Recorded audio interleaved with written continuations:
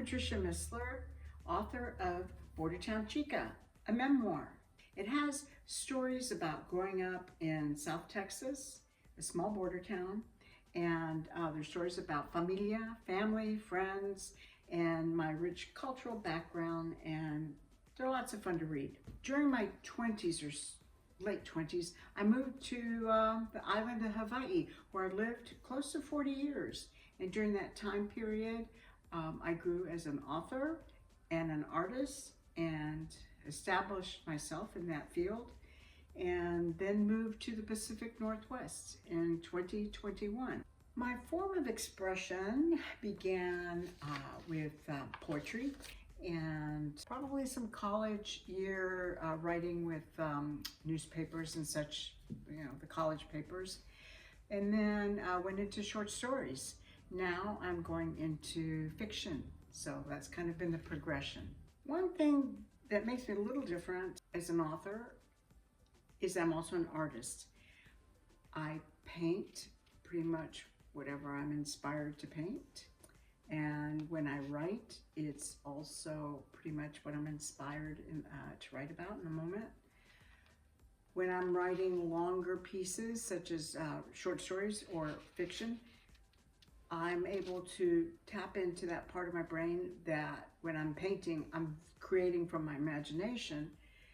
So when I'm writing that type of work, I'm also visualizing in my mind how the story is unfolding, and then I put that into words. I can create, from that vision I see in my mind, actually see it.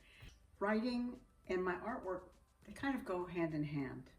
As far as my biggest accomplishment as a writer, I think in Border Town Chica, what I find so gratifying is that a lot of people tell me that the stories resonate with them, that they remind them of their own auntie or uncle or grandparent or their parents, similar childhood experiences.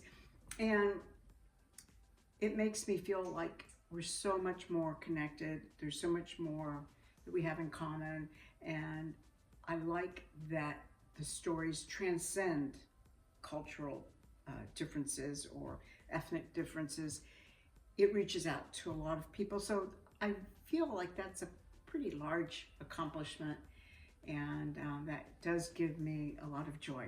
Then as far as expanding my portfolio, there's 3 things I'd like to try out, and I have them have been working on already. One thing is I'd like to do a book with combining my artwork with poetry that has been created specifically about nature in particular, and then pairing it with some of the paintings. I think that would be a fun project, something I would like to do at some point in time. The other thing is another volume of short stories. I've started working on other stories, so I would like to have another volume of the Border Town Chica stories, so maybe sometime in the future. And then the other thing I am currently working on is my first work of fiction, which is a romance. So that's been fun.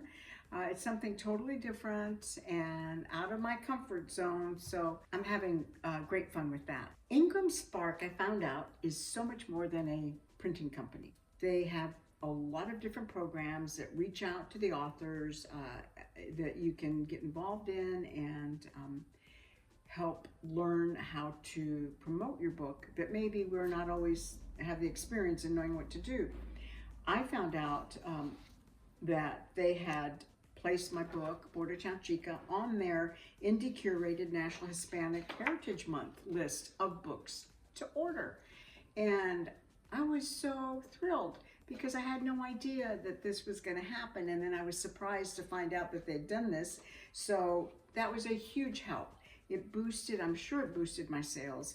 And I was so grateful that they did that.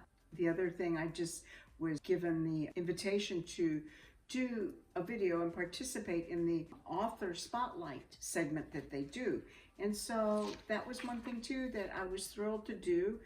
This little short video to tell you a little bit more about myself and my process, and hopefully that you find enjoyable and fun to listen to. And for that, I give thanks again to IngramSpark, because they're the ones that are making all these little extra tips available to me as an author that are helping me a great deal. Thank you, IngramSpark.